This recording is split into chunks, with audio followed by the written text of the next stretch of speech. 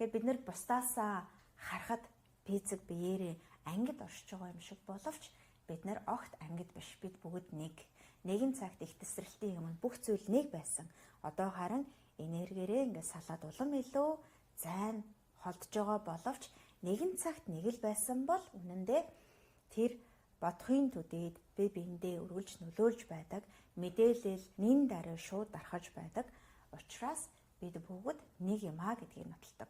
Үүнийг болохоор хос протоны туршилтаар нэг протоныг хоёр хэсэгт хуваагаад хоёр өөр хоолойд ингээд дамжуулаад нэгэнд нь мэдээлэл өгөхөд яг тэр мэдээллийг нөгөө хоол өөр газар байрлуулсан протон хүлээж авч явах жишээ нь нин даруй тийм ээ. Тэгэхээр ийм туршилтуудаар бид нар бидний амьдралд квант физик нууц нэг талаараа нууц юм шиг тийм ээ материалын ертөнцөөс хальсан энергийн оршихуй бидний гэгээн чанарыг инхүү таниулж байдаг.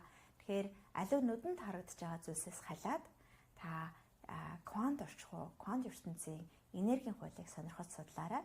Тэгэхээр та ямар ажиглалт хийн эн чинь таны амьдрал бэлээ бас болдог гэдгийг өмнөх рээлээрээ сануулсан байгаа шүү дээ.